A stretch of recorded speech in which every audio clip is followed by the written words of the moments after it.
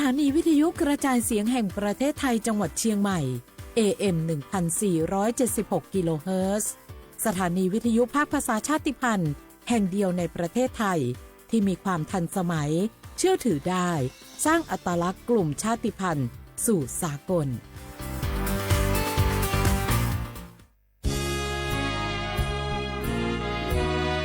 พระบารมีปกเกล้าเพื่อปวงชนชาวไทยจากพระราชกรณียกิจนานับประการที่พระบาทสมเด็จพระเจ้าอยู่หัวและพระบรมวงศานุวงศ์ทรงทุ่มเทพระวรกายทรงงานอย่างไม่เหน็ดเหนื่อยเพื่อประโยชน์สุขของประสบนิกรจากโครงการหลวงสู่การพัฒนาแหล่งน้ำส่งเสริมการศึกษาและด้านสาธารณสุขที่มุ่งเน้นการพึ่งพาตนเองและการพัฒนาอย่างยั่งยืนทุกย่างพระบาทคือการทรงงานทุกพระราชดำริคือพลังแห่งการพัฒนาเพราะประชาชนคือหัวใจของแผ่นดินร่วมเสริมสร้างความรักในสถาบันหลักของชาติโดยสำนักงานประชาสัมพันธ์ที่ 3 กรมประชาสัมพันธ์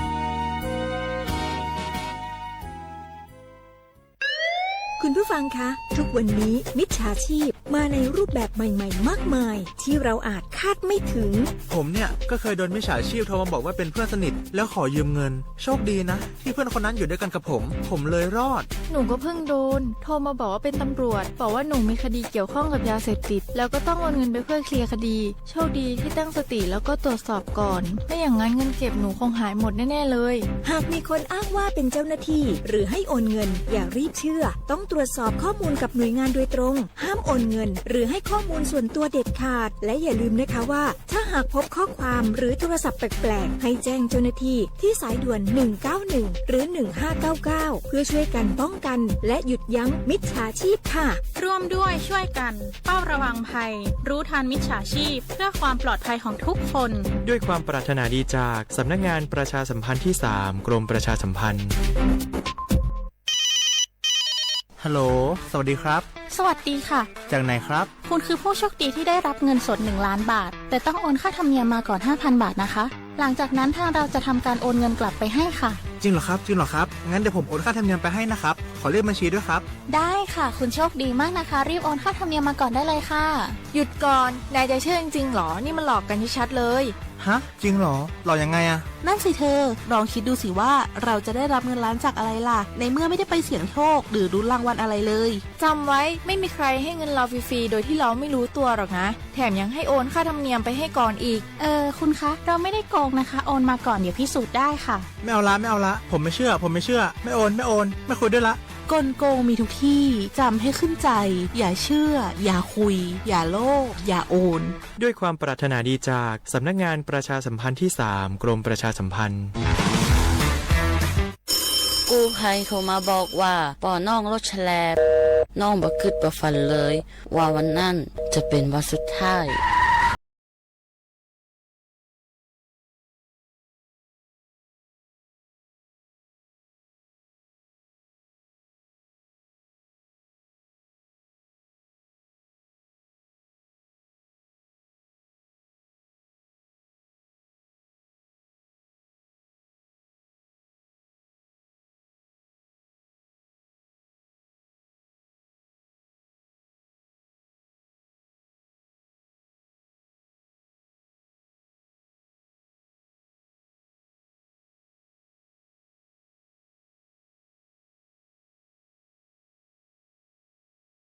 จากสำนักงานประชาสัมพันธ์ที่ 3 กรมประชาสัมพันธ์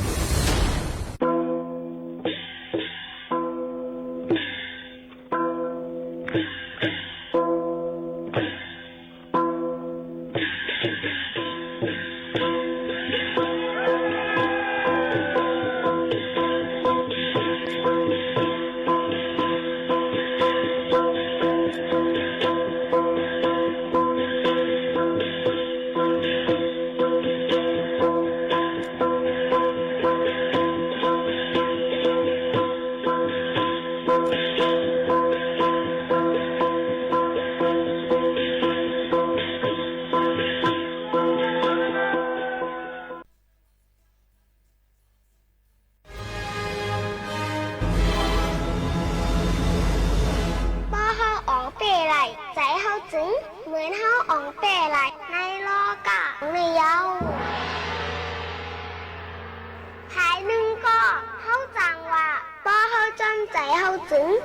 จังผิดตังก็เปว่าเมียวสายใจมโนซากวนเฮาเขาน่ะใกล้ๆมืดมนจับแป้นอารมณ์โคกเบิงเสจังเฮ็ดผิดไรง่ายๆนั่นค่ะเยากรอบไหนเฮาโหลคาดแปดใจเฮาแต่เฮาเฮ็ดสังอย่าเฮ็ดจอมใจเฮ็ดจอมตั้งไข่ใจในข้าวอ่ะใจไหนเฮาโหลฝึกให้อ่องเปะมันพอเฮาอ่องเตะเสียนใจเฮาไหนเหมือนเฮางำปึงไหลโตเก่าแหละเข้มฮอนเฮาเสียงขายาว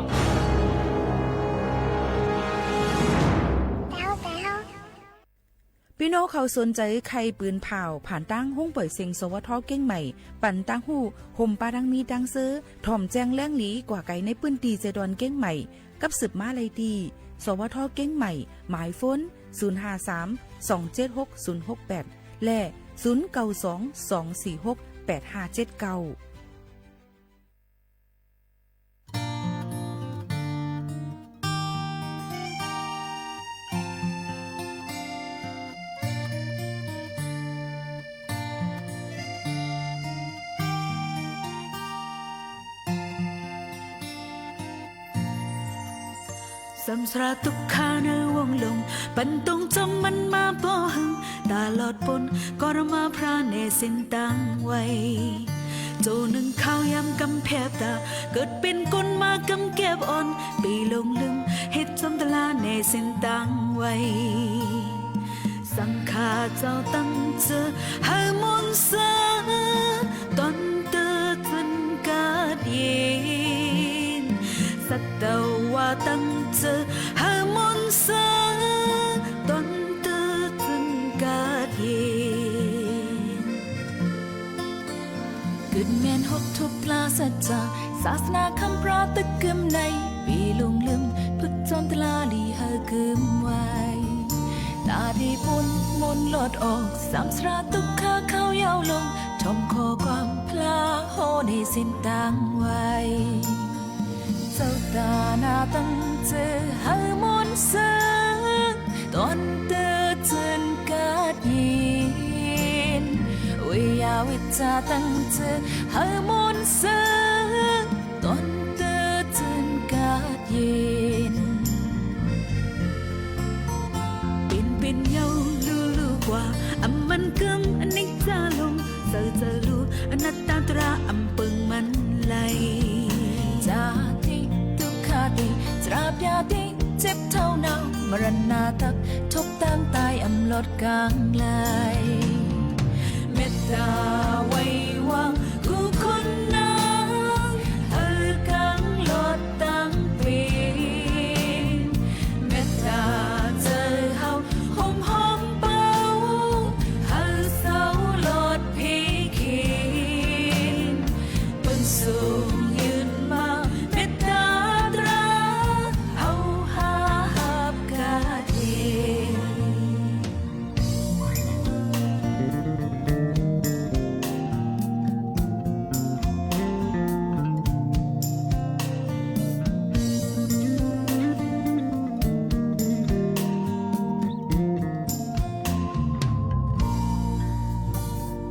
สังขาเจ้าตั้งเธอให้มนต์เสือ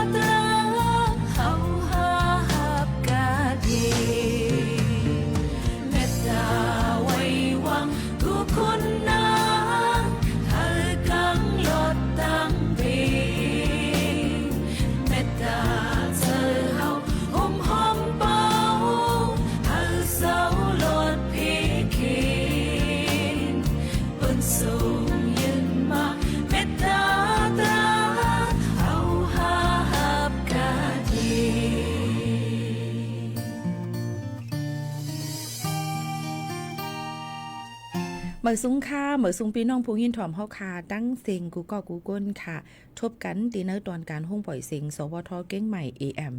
1476กิโลเฮิรตซ์ปืนปล่อยเสียงกูวันพอถึงมาข่าวยาม10 โมงถึง 11 โมงกลางเนอกลางค่ำอยู่จอมขาวหมูขาวนุ่นจอมกันที่ในทอมอยู่ที่เลอตั้งไหลอุบโอต้องตักจอมกันหลายคณะเตมีลองตั้งเปี่ยวมวลเสื้อสะใจกันเสอำกายยังมีป้าดังหลายรองหลายอันให้หางเฮียนออกมาฝากตอนจุดถึงบ่แม่ปีๆน้องๆเฮาเขาอยู่ค่ะตอนตาในวันเมื่อไหนถึงมาในวันศุกร์ที่10 เดือนธันวาคม12แห่งปลาย25ปีพุทธศักราช2แห่ง5ปากปลาย68ปีใต้2แห่ง1ปากปลาย19ปีก็จ่า1แห่ง3ปากปลาย87คู่นะคะถึงมาเหลือน11รอง3คำในวันเมื่อไหนออกว่าสามารถยาวกว่า3วันเดียวในค่ะอำเภออำนาจย่ำพองตะเหลียวปนก็ได้อ่อนกันทางเฮียนไปหลูต้านสั่งการกระถินกันยาวก่อเป้ายาวเหลือน12ม้วนก็ได้เป็นวันลอยกระทงวันประเพณียี่เป้งเนี่ยค่ะดังเมืองจึงไทยหลายตีหลายตั้งอยู่จ้อมว่าปอดเลอตวนแล้วนั่นเปิ้นติเฮ็ดจังหือในเหลือน12ม้วนเนี่ยค่ะมันก็ได้มีกระทงสายกระทงลอยฟ้าเนี่ยค่ะเนาะแล้วก็ลองจอมนำนั่นขนาดนั้นรู้ไม่นำคงค่าอันยำเฮ็ดผิดกว่าจำเจ้านั้นในเจ้าหนังไหนก็มันก็ได้มีเจ้าหนังลองยุ่มยำฟิงทุ่งเผามันเจ้าหนังไหนค่ะเพราะเป็นตั้งป้อของจึงไทยนั่นในปีในก็เปิ้นก็ได้ให้หามไว้อ่ำปันปล่อยโฮงไผหมินใน6เจเวงและ39อึ่งในนั่นค่ะออพี่น้องเขาค่ะย้อนบ่ว่ากูมันกะตุ้มเตอร์ลองการมินในนั่นค่ะกูมันกว่าตุ้มเตอร์ลองการมินในค่ะเยี่ยวก็กูจังกว่าใหม่จอมเฮือนเยลามใหม่กว่าหลายรองหลายอันเฮ็ดให้มีหลองลู่ซุ่มตั้งนำตั้งลายจึงหนังในค่ะเฮาคำมาถ่อมต้วยกว่านั่นขนาดเนาะกำมาติเป็นติหลายตั้งไหลก้อยกายย่ำพองแต่เหลียวที่พี่น้องเขาถ่อมอยู่นั่นเป็นเขาผู้ปืนเผาและผู้จัดการยิงโมขาวโน้นสุภาวันเชื้อสารวินในนั่นค่ะอยู่เป็นอ้อยก่ออ้อยเซจอมพี่น้องเขาเสพี่น้องเขายังหับถ่อมไหลกูวันศุกร์ดีตั้ง AM 549สวทเตือนภัยภาคเหนือเจดอนลำปางนี่นั่นค่ะหับถอมไหลข้าวยาม5 โมงไป10 นาทีต่อถึง6 โมงกลางค่ำจึงหนังไหนค่ะออกพี่น้องเขาค่ะ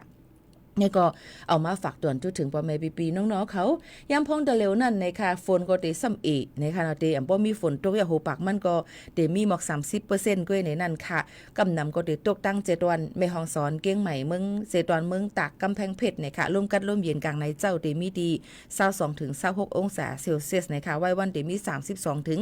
35องศาเซลเซียสตั้งเพลรวมเตมี5ถึง15กิโลเมตรต่อ1ชั่วโมงในนั่นค่ะในเขาตั้ง7 วันตั้งนาต่อบ่ถึงวันที่15นั่นฝนก็ติตกลงมาหูปากมัน30ถึง40หมังปื้นตีก็ติอ่ำตกหมังตีก็ติตกน้ำจึงหือกอลีค่ะเฮาฝากฟังกันไว้หนังหือบ่ได้ลอดเพกันกูก็กูก้นเกี่ยวกับไปลองข่าวเงาอันขาดล้ำฟิงฟ้าราศีนั่นนี่ค่ะบ่ได้ถามว่าปีโมข่าวนู้นค่ะที่ค้าได้จ่องโฟนในตกในก็ทำเป็นลองการคาดล้ำนั่นขนาดนี้ก็เปิ้นนั่นแหละอันเรียกสิเปิ้นพี่น้องเขาเน็กเข้ากับด้วยตีในเว็บไซต์ในคาภัยตักนายลองเขาเงาฝนร่วมกันก็เลยเหมือนกันนั่นก็เปิ้นในปืนผางว่าปั่นพี่น้องเขาค่ะเยอะก็คาดล้ำไว้เหมือนกันในค่ะในเข้าตั้งปีในก็ตีเฮ็ดเขามาในเข้ากัดมื้อในกลางในเจ้าหลายๆตีมีหมอกลงสูงลงมาค่ะมวยหมอกกลุ่มลงสูงลงมาเฮ็ดให้เมืองในโมไว้ยก็เฮ็ดฮู้ว่าเขามาในข้าวกัดเดี่ยวนาเนี่ยค่ะพวกกลางค่ำกลางคืนขี่รถเครื่องรถก้ากับเส้นตาเสตั้งเนี่ยค่ะเหมือนหนังตั้งวานเฮาเมืองเฮาตั้งเจดอนเกียงใหม่ตะเหลวในมันก็เต็มมีบนห้องว่าไอ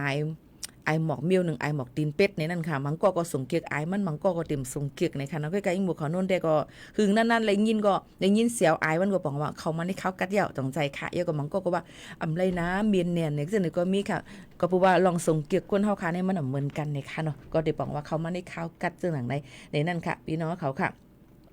สำคัญล่าไม่ว่าปีในเนี่ยปอกัดนี่ค่ะบางทีสมาอันคันล่าไม่ว่าติกัตเตอร์หรือเสเก่าซึ่งหือกอลีค่ะเฮาก็อ่ำล่ามหูไหลฟิงฟ้าราศีตัวหนังนึงว่านั้นมีเป็นหลายข้าวก็มาข้าวใหม่ว่าข้าวฝนตกว่าก็มาเลียดออกซึ่งในก็สั่งเป็นไหลก็เพิ่นนั้นอ่ำล่ามขาดไหลกูสำเซนปึงอันมีอยู่นั่นในก็เพิ่นนั้นถ่อมหูไว้หูอย่าก็เพราะว่าหับหูไหลลองอันมันเป็นกว่าสิเฮาก็เฮ็ดกว่าจำหนังฟิงปึงอันมันเป็นอยู่นั่นเฮามันลีที่สุดอ่ำตุ้มเตอไผนั่นลีเลยเสเปิ้นยาวค่ะว่าแม่ปีๆน้องๆเขาค่ะชมอยู่ที่ใดตั้งไหนต้องตักกันเข้ามาค่ะมื้อในเพราะว่ามีคนตัวนำในขณะตั้งไลฟ์เฟซบุ๊กเขาค่ะได้ในขณะมื้อนี้หมู่เขาเต็มก็ไล่ต่างๆตีไปมาตัวเหมือนในว่ามีคนตัวอยู่หลายก็ยก็ติเอาก้นกุศกรรมลีน่ะติตอนมันโคตอนสิ1อันค่ะนะพี่น้องเขาก็เปิ้นนั้นพี่น้องเขาตัวยาก็แชร์แห่งกันจ้อมในตอนการเฮาค่ะในวันมื้อไหนนี่นั่นค่ะยาก็กำมาเตมีภายดังจันจอมพายับเจดอนเก้งใหม่ที่เข้ามาแอวยักเยี่ยมตัวตั้งห้องสูงเฮาค่ะเกี่ยวกับไปลองการจัดรายการลองปืนเผาจึมเจ้าในค่ะก็เปิ้นนั้นลองตั้งกำมาก็ยุ่มยามว่าเตมี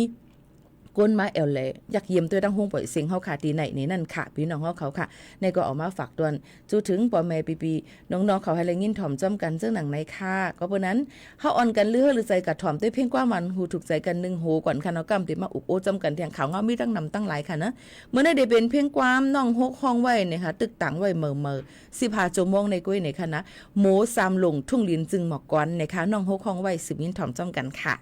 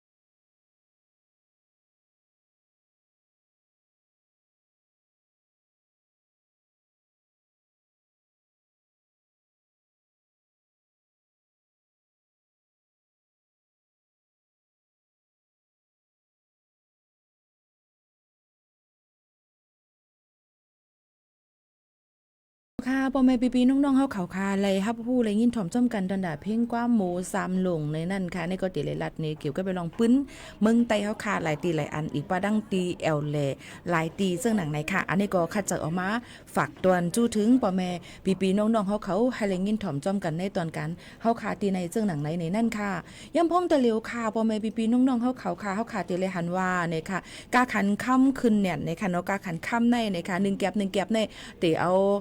โหเฮงมันมาต่อถึงว่าเป็นหมื่นเนาะขึ้นมาเคยจำกึ่งแสนปลายแล้วค่ะนะแต่เร็วตอนด่า1แก็บนั้นก็1วัดในค่ะเตียเลยหันมากากันค่ำในมือปอกกำที่3ในขึ้นลงในค่ะนะพี่น้องเขาก็มือข้าวยำ9:58 นนั่นกาขันค่ำเตขายออกอยู่ดีว่าเป็นค่ำแต่งในค่ะ61,000เฮง7ปากวัดเงินไทยในค่ะย่อก็ว่าเป็นค่ำอันเป็นสายข้อจบเวียนเจมเจ้าในตีอยู่ดี62,000เฮง5ปากอำไปป้ากาแฮงกามือเนี่ยค่ะเนาะอันนี้ก็ตีเลยว่าขึ้นลงเกี่ยวกับรองกาขันค่ำย่ำพองตะเหลียวก็นั้นบางก็ตีเลยซื้อกันไว้บางก็ดีกว่าขายเอาตอนด่าไหลเงินกับนำแมทมันมาจังหนังไหนค่ะก็เบอร์นั้นลองตั้งเจ้าในเฮาค่ะก็เดมาด้วยแทงในค่ะเนาะพี่น้องเขาค่ะตั้งเจดอนเก้งใหม่ก็ย้อนเปว่ากาขันค่ำขึ้นมาเนี่ยค่ะตีเฮ็ดเฮาเกี่ยวกับไปลองว่าเจ้าหน้าที่หลายๆฝ่ายเปิ้นอ่อนกันคัดเจอกว่ากุ้มทิ้งในห้างเสียงขายค่ำหลายๆตีนั่นค่ะหนังฮือบ่ได้มีก้นหลักก้นจนเจิมเจิงหนังไหนค่ะอันนี้ก็คัดใจเอามาฝากตอนทุถึงกันแลให้ห่างแห่นกันไว้ในค่ะหนังฮือบ่ได้รถเพยก็ติดตั้งกล้องCCTV เจมเจ้าหนังไหนค่ะหนังคือบ่ได้กดจัดกดท่านก้นหายลงเจมเจ้าหนังไหนค่ะเนาะอันนี้ก็เอามาฝากตอนทุถึงพี่น้องเขาให้ได้ยินถ่อมจ้อมกันเที่ยงค่ะยก็เที่ยงลองนึงเกี่ยวกับเรื่องเจตอนเก้งใหม่นะคะปืนผาไว้ว่าตั้ง6ใจเว้ง39อ่ำปันปล่อยห้งไผหมินคมลอยและอ่ำปันจุดหมักแตกหมกแตกเจมเจ้าหนังไหนค่ะสั่งเจ้าว่าเฮ็ดผิดในจึงเตญาตดตามตกคอก5ปีเนี่ยก็ไม่ตามเงิน200,000 วัตต์จึงหนังไหนค่ะก็เปิ้นนั้นแลเตรียมมีอองตีไหลพองหล่าตั้งเบิ่งเก้งใหม่กูเอิงในค่ะยก็ตั้งหางดงกูเอิงสารปี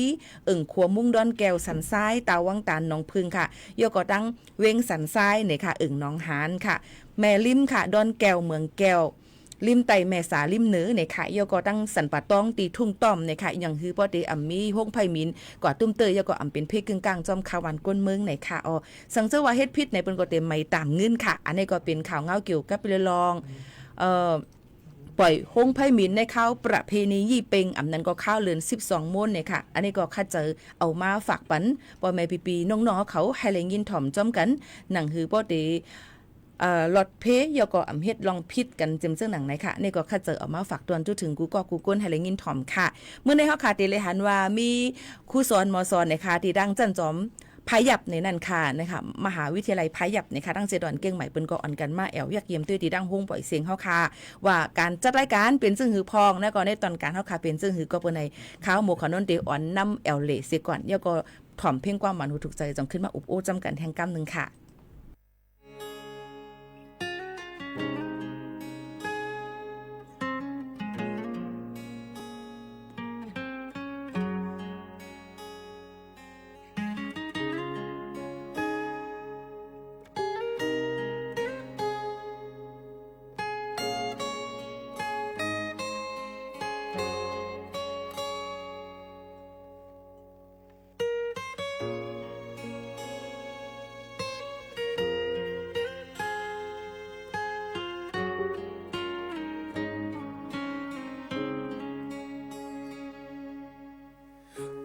น้องได้ย้อนขึ้นหูเธอก็ได้จังเฮ็ดเธอ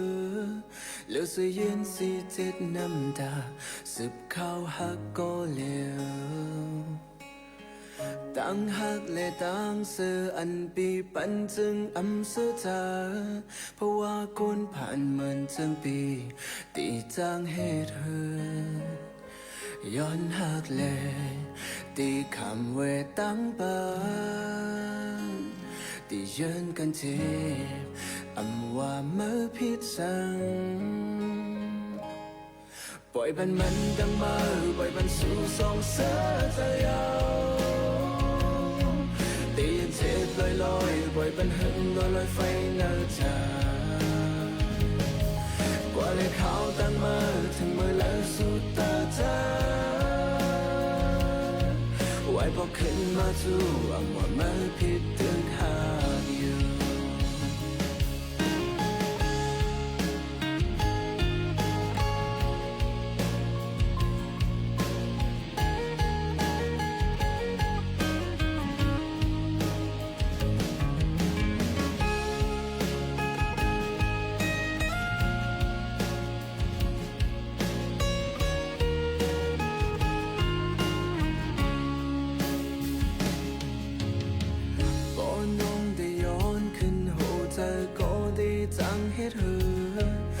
สิยินสิเจ็ดน้ำตา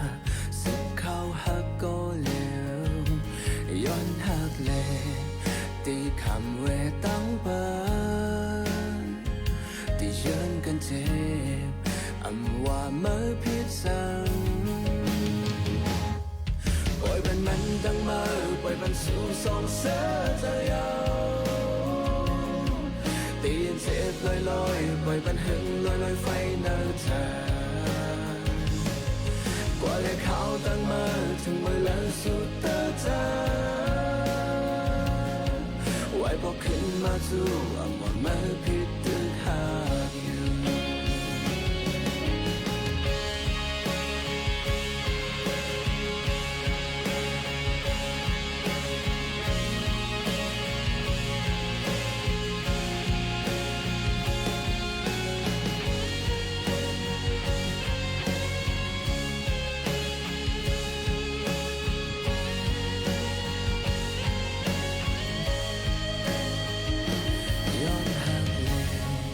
ตีคำไว้ตั้งเปิ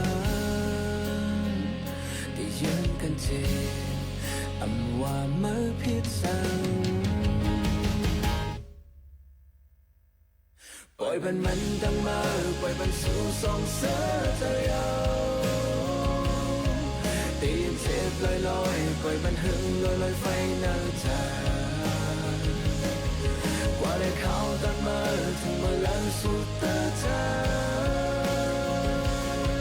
ไว้บอกขึ้นมาสู้อำว่ามันผิดตึกหากอยู่ปล่อยมันตั้งมาปล่อยมันสู่สองเสือจะยาวตีนเจ็บลอยปล่อยมันหึงลอยไฟหน้าใจกว่าได้เขาตั้งมาถึงเวลาสุดตาใจไว้บอกขึ้นมาสู้อำว่ามันผิดตึกหากอยู่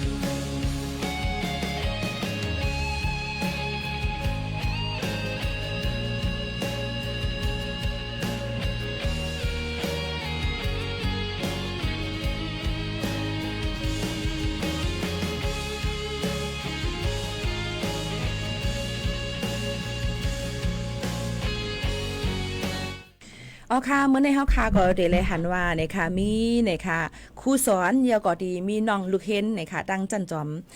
พายัดนะคะอ๋อทั้งเก้งใหม่เฮาค่ะได้มาอยากเยี่ยมด้วยที่ห้องปล่อยเสียงสีเฮาค่ะก็เลยผิดหมอกมานะคะบัดนี้เป็นครูสอนแล้วก็น้องๆเขาเป็นตัวเต้นค่ะอันมีอยู่ตั้งหลังคาในห้างลีห้างงามกันกูก็ไผมีลูกมีหลานก็อันกันกว่าฝากเห็นกันไล่นั่นขนาดเนาะอันกันมาต้องตักกันก่อนเยาก็ค้าเดี๋ยวอ่อนน้ำลัดเป็นความไทยก่อนย้อนบ่ว่าเป็นพี่น้องคนไทยในนั้นค่ะเนาะสังเจอว่าพี่น้องเขาเลยถ่อมในก็แค่นดอกป่องเจอบัญญัติน้ำเสกัมในค่ะสวัสดีค่ะสวัสดีค่ะค่ะ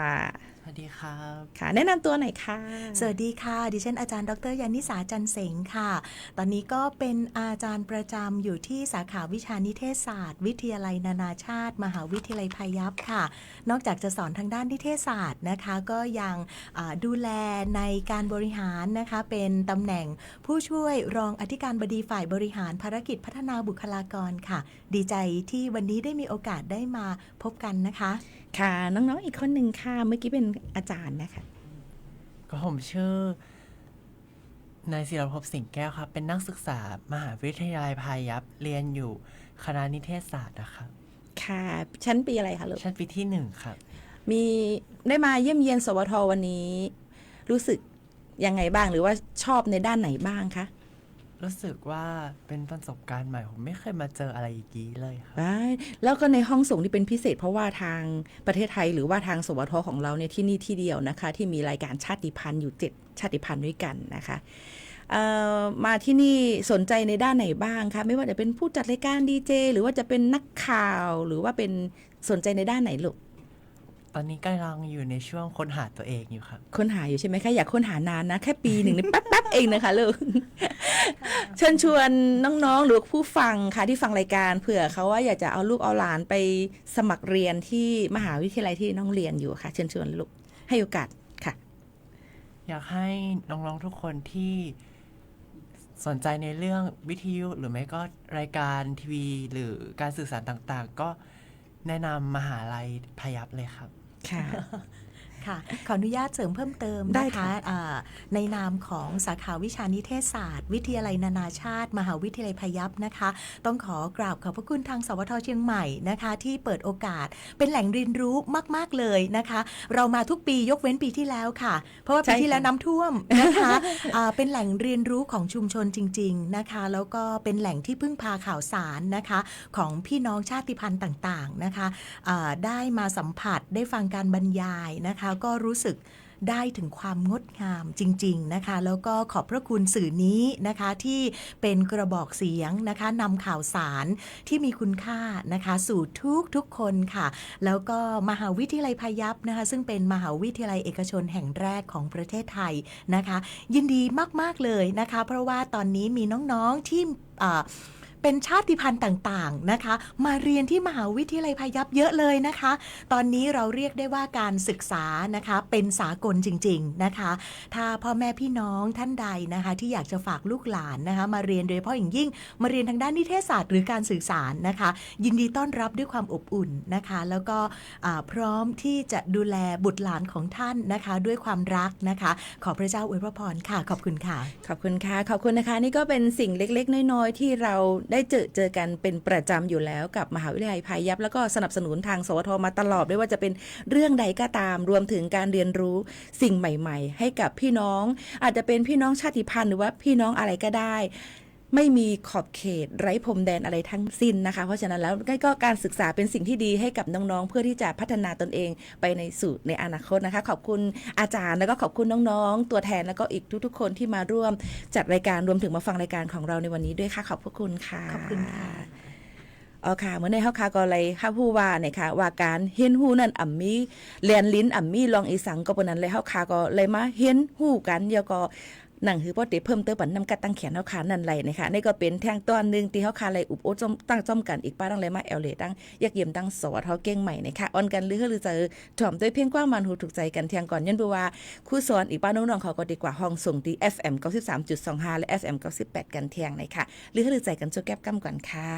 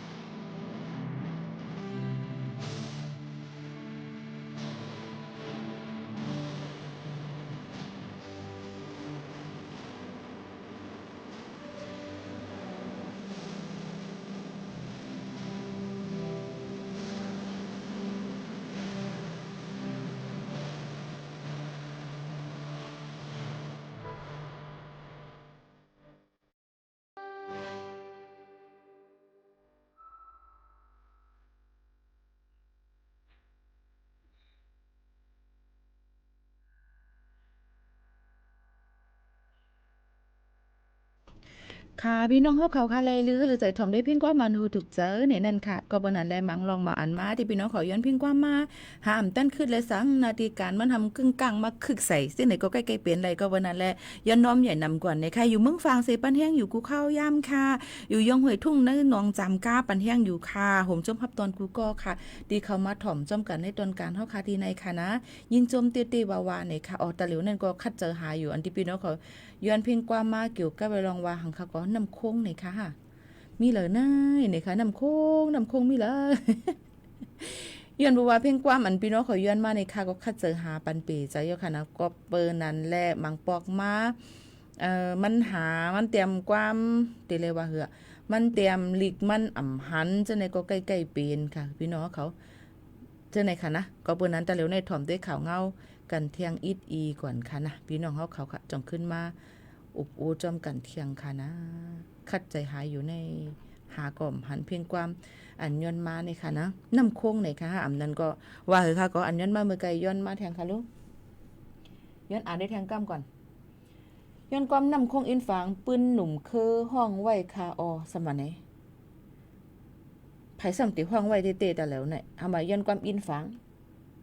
น้ำโค้งอินฝางปืนหนุ่มเงินหนุ่มคือห้องไว้ค่ะอ๋อเงินหนุ่มคือห้องไว้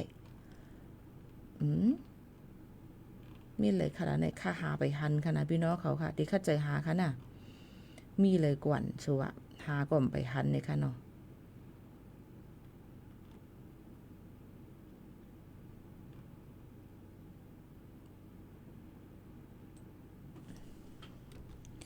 เฮียงเลยในมันปันฟอนหลิกไตไว้ตั้งเหนือในกระปัวมันไม่อยู่เจ็ดเจ้าคือค่ะเนาะมันติหายหยาบอีกนึงค่ะพี่น้องเขาค่ะหาอ่ำหันติวาวๆเอานั่นค่ะพี่น้องเขา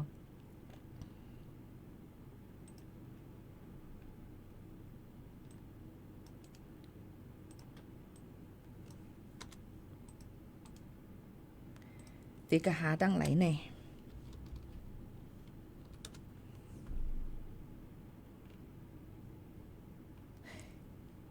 ป้อมมีก็กำมาจ่องไกหาปันคณะตะเลยได้มาถ่อมข่าวเงากันก่อนค่ะทั้งภายป้ายยูรีเจดวนเก้งใหม่ฝักฟังไว้ปันก้นอันเป็นปอเมลูอ่อนนั่นว่าให้ฟังกันไว้ลองตั้งเป็นมือตีนโซบเนี่ยค่ะตอนตาลูกอ่อนเนี่ยค่ะไหว้เสวาเลยกดจัดกดทัดเลยยดยาปันมีนำเตอมาเนี่ยนั่นค่ะ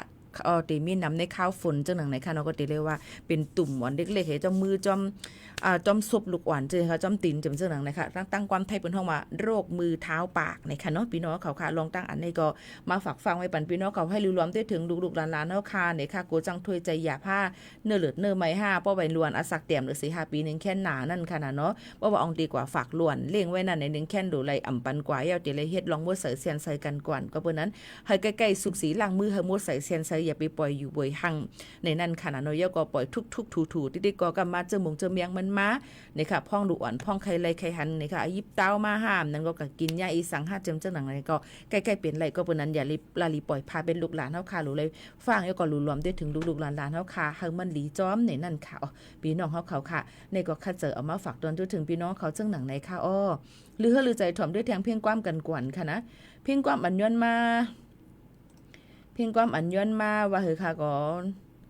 นำโค้งในค่ะนี่ค่ะก็หาไปหันค่ะที่ก็หากันเลยก็อ่ำหูเยาค่ะพี่น้องเขาค่ะที่คัดเจอหาปันจึงหือค่ะใน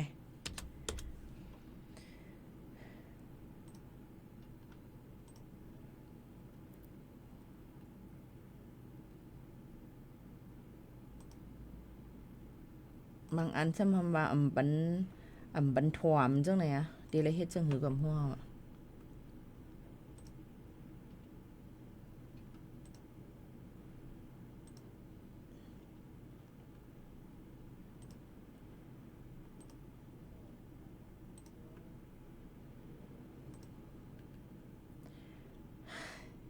บางอันมันเข้าตัวอ่ำไรพี่น้องเขา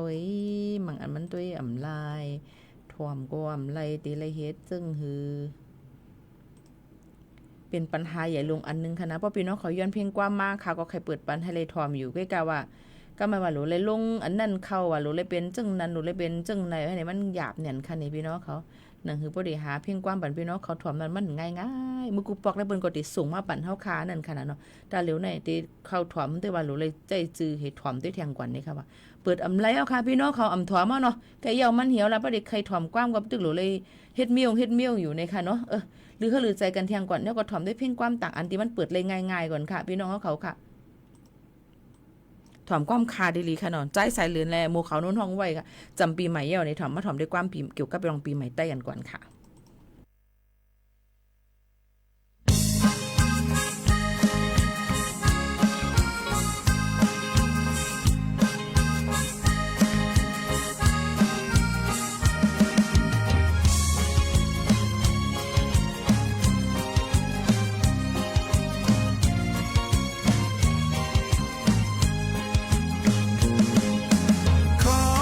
ถึงคืนมาเยา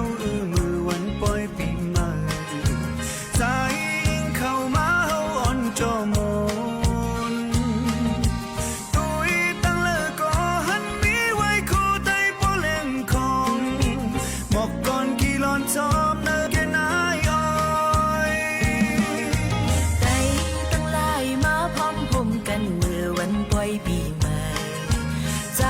ยิ่งเก่ามามีผ่านน้ำหวาน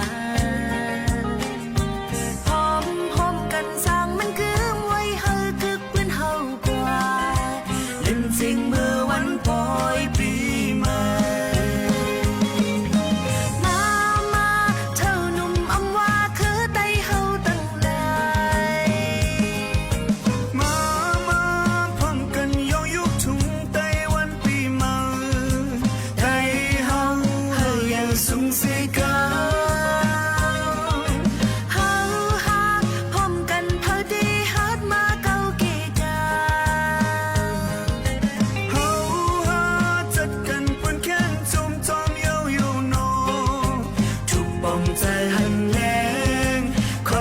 พันเดินแห้งเฮาเยาไตเอ้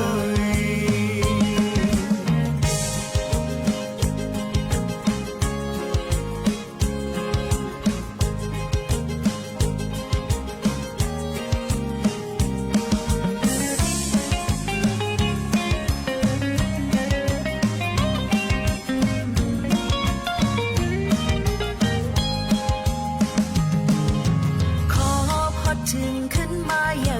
มือวันปล่อยปีใหม่ใจยิ่งเข้ามาเฮาอ่อนเกี่ยวหมูโดยตั้งเลิกก็หันมีไว้โคไตโปแรงคอหมอกก่อนกี่ลอนจอบเนเกนายอ้อยไต้ตั้งหลายมาพร้อมห่มกันมือวันปล่อยปีใหม่ใจยิ่งเก่ามามีผ่านน้ำหวานพร้อมห่มกันสร้างมันคือไว้เฮาคึกปืนเฮากว่าเดินจริงมือวันปล่อยปีใหม่มาเท่าหนุ่มอำว่าคือไตเฮาตั้งหลายมา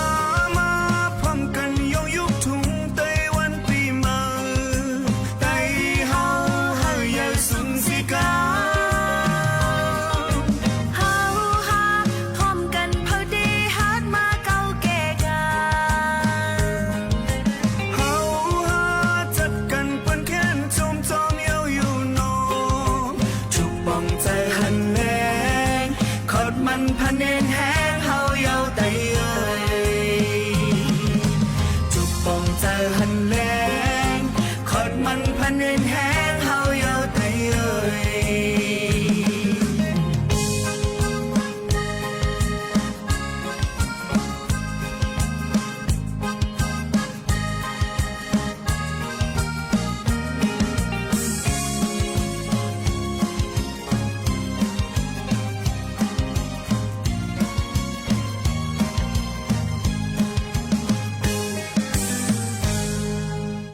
อ๋อค่ะเลยยินชมกับพิงกว้ามานูถูกเจอค่ะดอนดากูกูไซอันย้อนพิงกว้ามา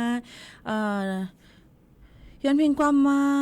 นำคงในต้องใจค่ะอินฝังเงินหนุ่มคือห้องไว้นั่นในค่ะเนาะอยู่ต้นที่เสปันแห้งอยู่ค่ะนั่นในจึงเข้ากับเน็กตัวยาวมันอ่ำปันเปิดค่ะย้อนบ่ว่ามัน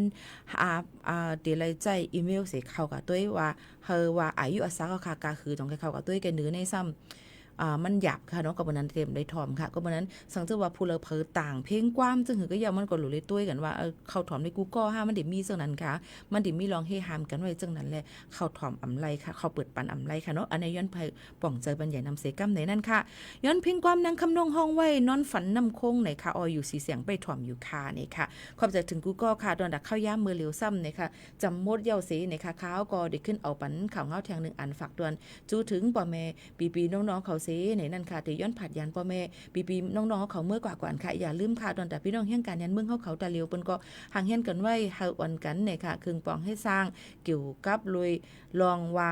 ห่างเฮียนกันไว้หนังฮือเตต่อว่าต่อไว้กันให้ป้อยาวตู่นะคะยก็เปิ้นก็เตเปิดบันออนไลน์24ชั่วโมงตอนตาติลงสื่อเสียนสายหมายแล้วก็คัดตอนเอาซอสซินเซอร์วิสนะคะเกี่ยวกับไปลองแห่งการยันเมืองเขาจำชื่อหนังในก้อยกัดเลยสแกนมันตาดันค่ะเตเลยมีรองวัดไว้ไอ้ไทย ID จำชื่อได้เตมีหลายรองหลายอันค่ะก็บนนั้นให้ถ่อมด้วยข่าวเงาให้คิดด้านเสจ่องไกขึ้นสืบเป็นแพรกันกว่าเตเป็นตื้อตั้งอันลีหนังฮือบ่ได้อำปองใจกันพิษกว่าพิษมาจังนั้นแทงในค่ะก็มาฝากตอนจนถึงกันค่ะวันเมื่อในขอบใจถึง Google อะไรยินจมขอบใจถึงพี่น้องเขาอันถ่อมอยู่ตั้งโฮงปล่อยเสียงสวท AM 1476กิโลเฮิรตซ์ค่ะเยาก็ถ่อมตั้งสวทลำปาง AM 549กันกูก้นค่ะเนาะเหมือนในข่าวยิงหมูข่าวโน้นติย้อนผัดยันพี่น้องเขาเมื่อกว่าก่อนให้อยู่ดีกินหวานก้างยันพี่เขียนกันค่ะเมื่อสุงค่ะ